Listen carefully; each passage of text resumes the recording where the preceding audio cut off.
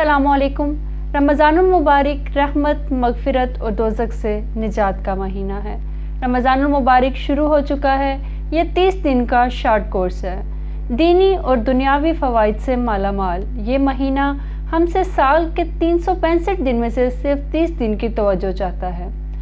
مسلمانوں کی اکثریت رمضان المبارک کی برکتیں سمیٹنے کے لیے کثرت عبادت میں مشغول ہو جاتی ہے، صدقہ و خیرات بھی بڑھ جاتا ہے۔ رمضان المبارک وہ مقدس مہینہ ہے جس میں قرآن کا نزول شروع ہوا۔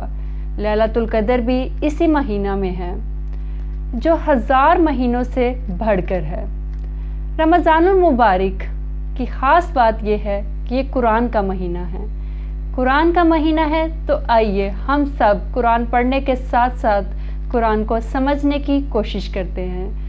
اس رمضان المبارک کی خاص بات یہ ہے کہ کرونا وائرس کی وجہ سے تمام اسکول، دفاتر اور کاروبار بند ہیں، لوگ گھروں میں محدود ہیں۔ تو آئیے اس رمضان المبارک ہم قرآن پاک کو پڑھنے کے ساتھ ساتھ ایک دفعہ اسے سمجھنے کی کوشش کرتے ہیں۔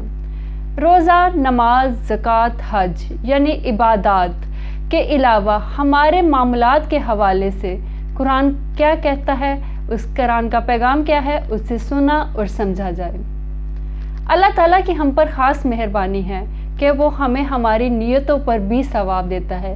تو آئیے ہم سب مل کر نیت کرتے ہیں کہ اس رمضان المبارک میں ہم قرآن پاک کو پڑھنے کے ساتھ ساتھ قرآن پاک کو سمجھنے کی کوشش کرتے ہیں۔ شکریہ۔